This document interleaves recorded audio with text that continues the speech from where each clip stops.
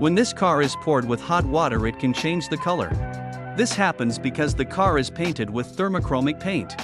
When the paint is exposed to heat from the hot water, the thermochromic pigments undergo a reversible color change within a specific temperature range.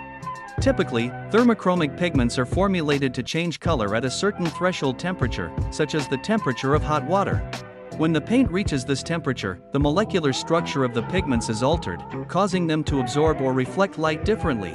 Using this process, the car can be painted with images you like. If you want, you can try this for your car too.